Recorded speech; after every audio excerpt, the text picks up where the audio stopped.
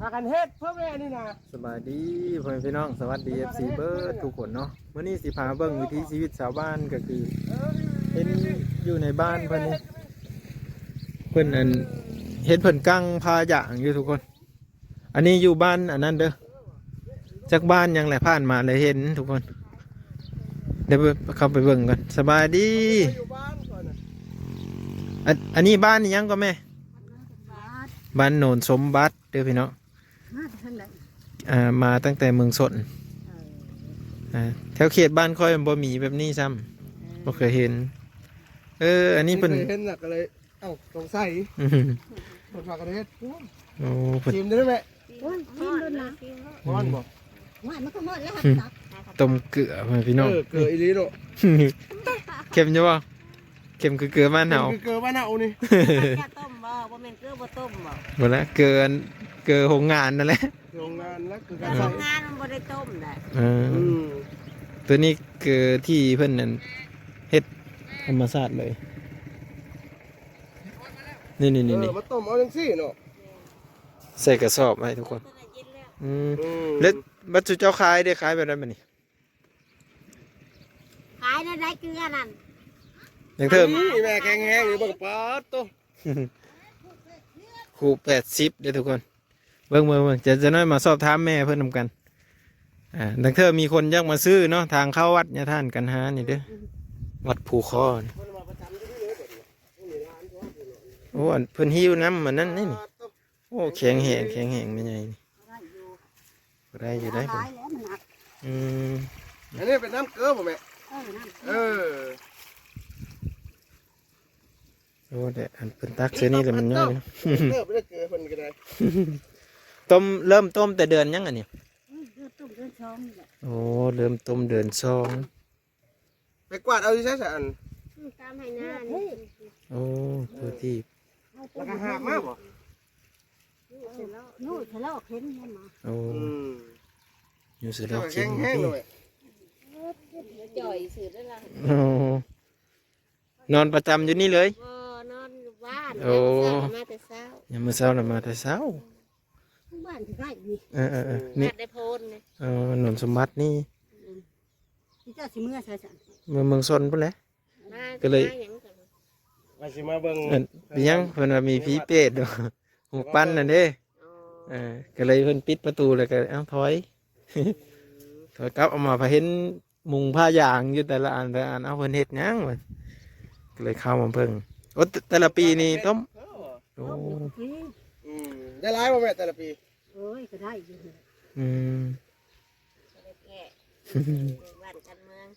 กระทั่งสำเร็จอัน80นะเนี่ยบ่นี่บ่โอ้คู่นี้เต็มคู่เบอร์15เบอร์18คู่เบอร์16 80,000เด้อทุกคนแต่บ่ฮู้ว่าจักโหลแล้วเกลือไม่ต้มจากหางเดี๋ยวไปเบิ่งบอลเพิ่นอันกองเพิ่นอันนี้ก่อนโอ้หักลายทุกคนอันนี้คือเป็นสาวบ้านที่เพิ่นพากันสาวบ้านที่เพิ่นเฮ็ดพากันต้มเนาะต้มเกลือก็เฮ็ดแบบพอได้ขายแล้วก็พอได้ใช้นี่เนาะประมาณนี้นี่เด้นี่เพิ่นเอาใส่ตู้เย็นเนาะประยุกต์ใช้เลยทุกคนตู้เย็นห้างเจาะพื้น อันนี้เด้เป็นยังอันนี้หัวกะโหลกอันนี้แม่นบ่เป็นหมวกกันน็อกแม่นบ่มาน้ำเต้าบ่ต้องย่านไว้ว่าอันนี้สิกัดเข็มมันก็เข็มนะตองเนาะกันตองมาจากธรรมชาติไหลลงมาจะลอยมานี้ตกเจอนี้เพิ่นก็สร้างเฮ็ดสร้างความประยุกต์ใช้นี่ตัวนี้ก็จะเป็นกระพุ้ยนี่เอาน้ำใส่นี้มันกันตองลงลุ่มพุทธตัวนี้ก็คือกันนี่ตัวนี้เฮ็ดใส่ไห้ตัวนี้แม่อันนี้บ่ดินน่ะมานี่เลยตรงนี้โอ้แต่อันอยู่บนครัวนี่เด้อครัวเข้าไปวัดนี่ทางพุ่นจะเป็นทางใหญ่ใครอยากได้เกลือสดๆใหม่ๆต้มจาก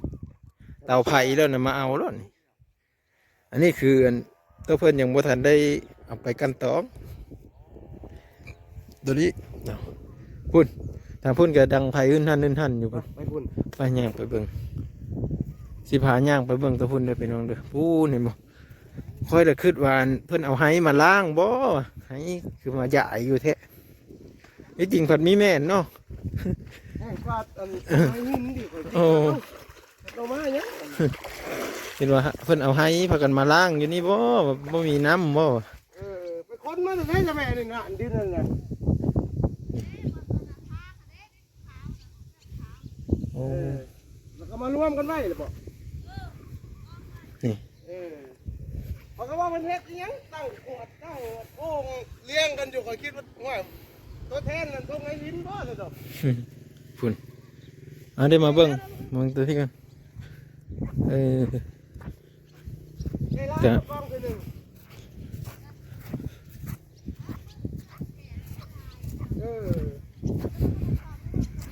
มือละซอกเลยทุก อัน ค นี้ น เป็นเกลือบัดบ่นี่น่ะขูดอันนี้เดินวันแรกนี่เพิ่นไปขูดมาแล้วก็มากองกันไว้ลงกันไว้ ของเนาะโอ้ขูดเอายามเช้าเห็นบอกเพิ่นตักเลยได้นี่เบิ่งเอาเบิ่งตาม ว่า ตัก ตรงไอ้หินเอ้าโอ่งเลี้ยงแถวจนแท้ว่ะ โอ้นี่ได้นี่ เป็นเกลือเลยเด้น่ะ แบบนี้นี่ใช้ได้เลยนี่เนาะโอ้เพิ่นตักเอาแล้วนี่แต่ละปีนี่เจ้าต้มตลอดบ่ เขากุปี โอ้ นกกันหนึ่งช่องมาแต่ต้ม ขายบ่ ต้มขายเลย โอ้บริเวณน้าวะ เห็ดอะไรนะเราก็เห็ดนะ นี่ดิ นี่เป็นเกินแล้วนะนี่ว่าแล้วก็คือเอาตัวนี้มากั้นตองหรือว่ามาคัดมันเป็นต้อน มันเป็นเพกขึ้นเลยเนาะ แล้วตัวแรกเขาก็จกออกตัวเก่าตัวมันเตือนแล้วก็เอาขึ้นมา เจ้ามาเอามาขึ้น บ่อันถามเนี่ยเมื่อปีนี้ได้จากล้านต้มเกลือ กันแหละมันแหน่บ่ได้บ้างจะเกิด10 ล้านไปเลย โอ้ แล้วก็ขายคูณ80คูณดำนี่ กูดำเบอร์16เขามาฮับบริวารไป ไป ขาย ก็ขายกับบ้านคนบางแผงก็มาเอา โอ้ มันคือเอากระบอก เกลือบ้านอันบ้านยังกับบึกทงโนนสมบัติเด้อตัวนี้จะเป็นบ้านโนนสมบัตินี่เห็นบอกเพิ่นกลางแพนอนอยู่พี่เลยบ่เนี่ย วันนาวันนอน เนื้อกันลมบ่ให้เป้าอันนี้ซื่อบ่ มันล้มแล้วเกลือมันก็จะบางงามเกลือมันสิแล้ว โอ้ เนี่ยพิษอยู่บ่ใจถ้าข่อยคนอยู่นี่เอาตุ๊ นอกจากมันล้มพูนมันต้ม เพราะนั้นมันขึ้นมา มันแหละที่ต้มงา ขึ้นมาแล้วเพิ่นจังตักเอาอันนี้ของเจ้า นั่นบ่เห็นกองกับต่อแตะนะ ตามทางเดียวกันมา อ๋อ ก้องท่าเลยครับน้ำเช้าเขามาขูดกับมันแดดมันขูดแล้วมันแข็ง มันช้ำชุ่มเด้ มันมาแต่ไสเด้เนาะ มันขึ้นจากนิดนึง แถวนี้แม่นหมดนี่ แมนเบิดมันหักบ่แห้ง โอ้ เอาผสมให้ข้าวคุณผสมกันเลย สิเกลือลายที่บอกเกลือลายมันเกลือกับมะกะแลมันเป็นเม็ดน้อยมันบอกเคอ ปีหนึ่งเพิ่นว่าสิได้อยู่ประมาณ ได้จักนั้นแหละ 10 ล้านทุก ได้ คน ทั้งนึงนี่ มันก็2 ทั้งใหญ่อันนี้แหละมันตักก็ได้ทั้งอันนี้นึง มันเป็นบางมือเกลือมันแก่มันก็ได้ลายเพื่อนบอกแก่มันก็ได้ลาย โอ้อีตามคือแก่คืออ๋อ พี่ได้กระสอบแล้วพี่ป้างามได้ช่วยได้พี่ ใครอยากได้ไปใส่ปลาบ่ปลาแดะเห็ดปลาแดะเห็ดอันนี้ทุกคน ก็แดกงามเกลือนี่ เกิดต้มคัดจากอันธรรมชาติเลย เข้มเอาเรื่องวะปั๊ดจ้ะว่ากินสมอีก มีผู้ซีมตั้งหาเลย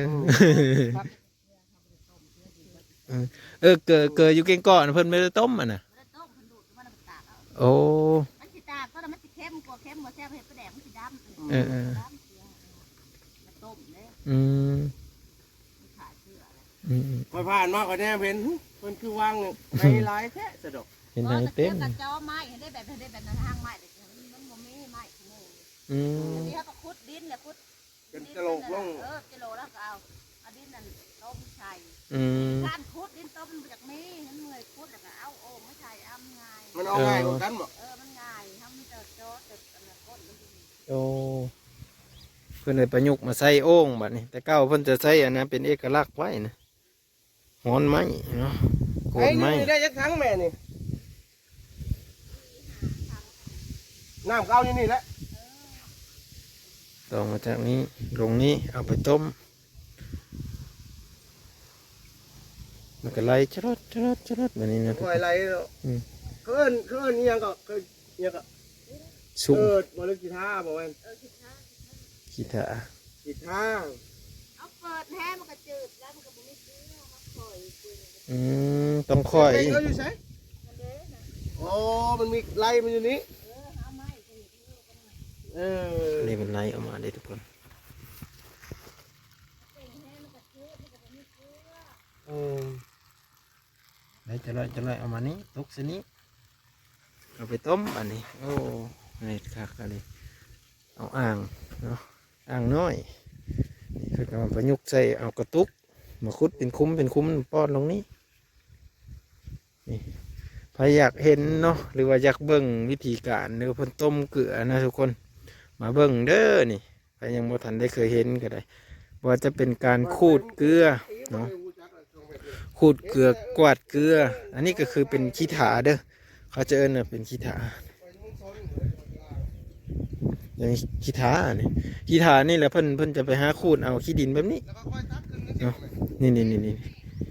ขาวๆนี่แม่นหมดนี่เพิ่นขูดเอาแต่เช้าเพิ่นว่ามันยังซุ่มหลังจากนั้นแหละก็เอามาต้มเนาะหลังจากนั้นเอามากองโฮมกัน แล้วเอาไปใส่อ่างเนาะเอาไปใส่อ่างแล้วก็เอาน้ำใส่แล้วก็ให้มันไหลลงแล้วจังเอาไปต้มโอ้หลากหลายทุกคนนี่เพิ่นจะอยู่เดี๋ยวนี้เด้ออันนี้ทางขึ้นบ้านวัดภูคอเนาะวัดนนท์สมบัติตัวน่ะวัดนนท์สมบัติเนาะก็แคมทางใหญ่นั่นแหละทุกคนทางไปซุยนั่นแหละเนาะใครที่ยังบ่ทันได้เคยเห็นก็มาเบิ่งได้เนาะเพิ่นนั้นเพิ่นจะต้มเนาะจะเพิ่นต้มฮอดเดือนเลยอันนี้นี่ต้มเกลือนี่ต้มแต่เดือน2ฮอดเดือนใด 5 เดือน 5 ป้าฮอดเดือน5ทุกคน เอาสงกรานต์ก็เอาผ้าลงนะเจ้าก็บ่ได้ปลูก โอ้สงกรานต์แล้วแหละคือหยุดโอ้ เอาผ้าลงแล้วเขาใหายานะไม่แต่เขาทอดผ้าไว้เขาจะได้ต้ม โอ้ คือเขาทอนกีตาร์มาไว้แต่ว่าเฮ็ดได้ตลอด เฮ็ดได้ อืม เดี๋ยวปล่อยขูด ทอดไว้เอาก็ไม่ได้ขูดถุงมือแบบว่าสี่ห้ามือ3-4 มือเขาขูดถุงมือ โอ้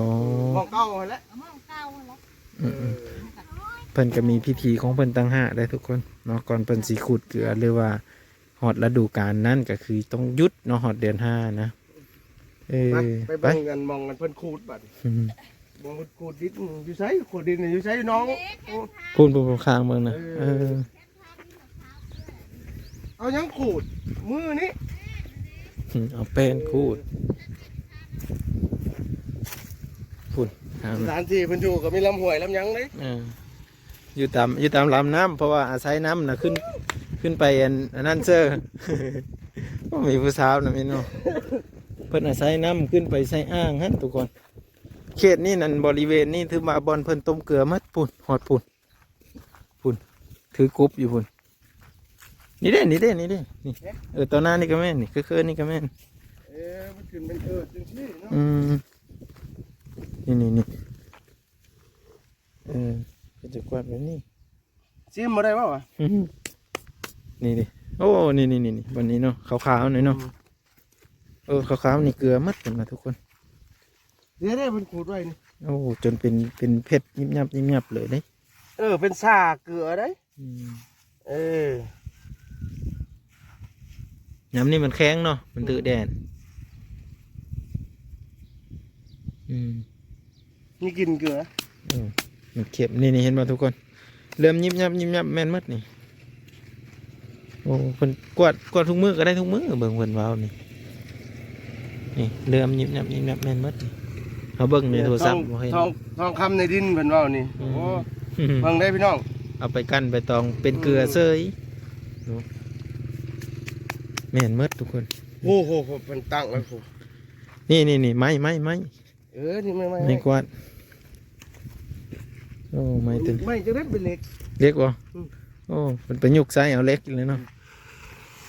นี่เด้ อันบางขาวๆมันอันนั้นขึ้นเลยเนาะ นี่มันเป็นเกล็ดขึ้นนี่ อืม แม่นเกลือเลยได้อนี่ฮะ กันเพนเลยอยู่บ้านนี่ก็แนะนำได้อยู่ได้มาเป็นลูกเคย เนาะ คือตัวล่ะ พอสิได้เป็นลูกเคยบ้านโนนสมบัติอยู่ว่า พอจะได้เป็นเคยมันนนสมบัติอยู่ว่าบอกเลยเด้อ ไป ค ต้ อ อ ม ง เมนต์มาแน่คอมเมนต์มาแน่ ไปต้องการลูกเคย อืม กวาดเกลือ นี่ทุกคนเห็ดเกลือเซ้ย นี่ อืมมันจะขึ้นทุกมือเพิ่นว่ากวาดทุกมือก็ได้ทุกมือนี่ผุดแถวโนนเพิ่นบ่โนนขาวๆนี่แม่นแล้วนี่โนนขาวๆนี่เด้อันนี้นี่แม่นหมดนี่ผุดข้างพุ่นก็เพิ่นกองไว้เพิ่นเริ่ม เนี่ สิ ยฟังคุณกับปองแปงอยู่ เออผุดเห็นบ่ทุกคนอันนั้นก็จะห้ามไปพระบางนั้นนี่แคมทางเพิ่นเลยนี่ทางเข้าวัดเพิ่นเลย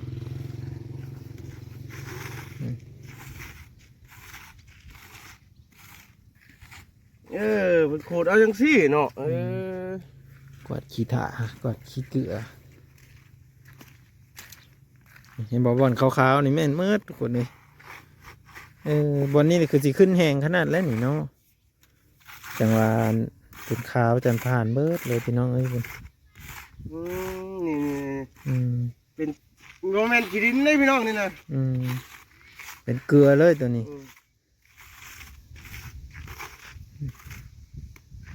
อันตัวที่เขาเฮ็ดอยู่ในโรงงานนั่นแหละเขาเอามาตากเอ้าเพิ่นว่า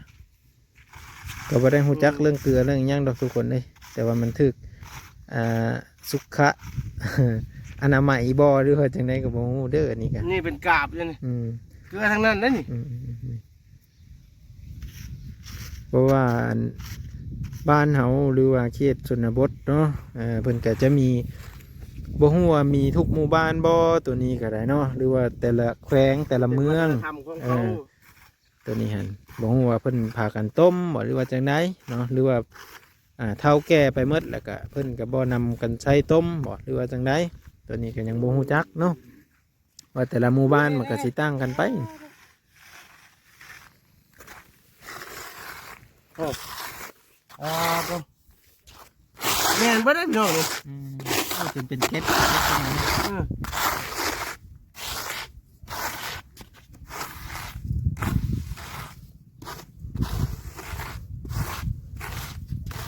กันสิคุดเอาโลกก็ไม่ได้เนาะ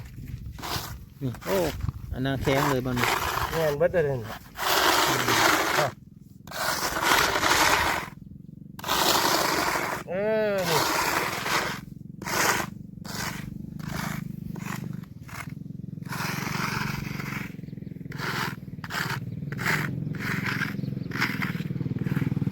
เพิ่นก็เฮ็ดเป็นกองไว้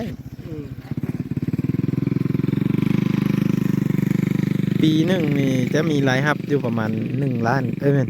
10 ล้านกีบทุกคนแล้วก็บ่รวมทางเอาไปขอข้าวขอน้ำเลยเพิ่นว่าแลกเปลี่ยนนะแลกเปลี่ยนข้าวบ่หรือว่าอาหารการอยู่การกินอิหยังต่างๆนั่นแหละเนาะชาวบ้านเพิ่นจะเฮ็ดแบบนั้นบัดนี้แต่ว่าตัวนี้เพิ่นจะพากันกวาดเกลือเนาะบริเวณนี้เลยก็น่าจะมีแต่บนนี้บ่หรือว่าบางให้หนะบ่หรือว่าจังไดเนาะทุกคนเนาะ มันมีทั่วไปบ่แม่หรือว่ามันมีเฉพาะแถวนี้ โอ้เป็นบางบ่อนทุกคนโอ้ จะกัดกันได้อย่าได้จะกัดกันได้ เสียงมีแหง มีฮอดกระปูเนาะ แม่เองบ่นี่นะ กระปูก็มีเขียดก็มีเราหาอยู่หากินไปนำทุกคนวิถีชีวิตเนาะสาวบ้านเพิ่นก็ไปฮุบอยู่หั่นแล้วก็มาฮุบอยู่นี่ นี่โอ้ใหญ่เด้หมอนี่เนาะ คันเอาเตะความนี่เพิ่นสิให้เฮาอยู่บ่ เอาเจียวขันไปชูนโดนพื้นเพิ่นนี่เข้ามาเพิ่นห้องมาเสื้อดูแลนี่ นี่โอ้แม่นดีเลยไปพุ่นนี่บ่วะไปบ่ไปเนาะ ไม่ไปกันจ้ะนี่เด้อพี่น้องเด้ออยู่บนครัวตัวนี้เด้อครัวตัวนี้แล้วก็แนมมาทางข้างนี้เห็นบ่เดี๋ยวสิพาไปเบิ่งอันไม้ตัวเก่าเพิ่นปะเอาไว้เป็นเอกลักษณ์เลยนะบนนี้คือบนต้มเกลือน่าจะประมาณนี้เนาะสัญลักษณ์เพิ่นนะนี่เพิ่นก็สิพากันเฮ็ดแต่ดั้งแต่เดิมพุ่นเลยทุกคนเพิ่นว่าอัน บ่ได้ขุดเอาขี้ดินดากขึ้นมาแล้วเพิ่นว่ามันขุดยากขี้ดินดากบ่ค่อยมีเห็นบ่วันนี้บ่อทานาเกลือบ่จะเอิ้นว่าจังซี่บ่นี่มันจะต้มบ่นี้อันนี้หางนึงมาตัวนี้ก็หางนึง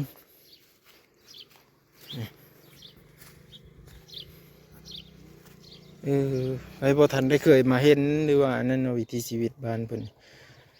อุดมสมบูรณ์แห่งได้คันว่ามีบ่อทานาเกลือผู้สาวงามเนาะนี่เป็นไม้เนาะไม้ที่มันเป็นโกนลักษณะเพิ่นเฮ็ดแต่เก่าอะนะไม้ที่มันเป็นโกนแล้วเอาอิหยังมาอัดไว้เนาะอัดไว้แล้วเอาขี้ถาใส่หั่นเนาะเอาขี้ดินใส่หั่นนี่ประมาณจำนี้เลยทุกคนเอาก็สิได้กลับมือเลยเด้อขอบคุณ FC เบิดทุกคนเด้อพี่น้องที่มาเบิ่งวิถีชีวิตมื้อนี้นะวิดีโอหน้าจึงพอกันใหม่เด้อสวัสดีครับ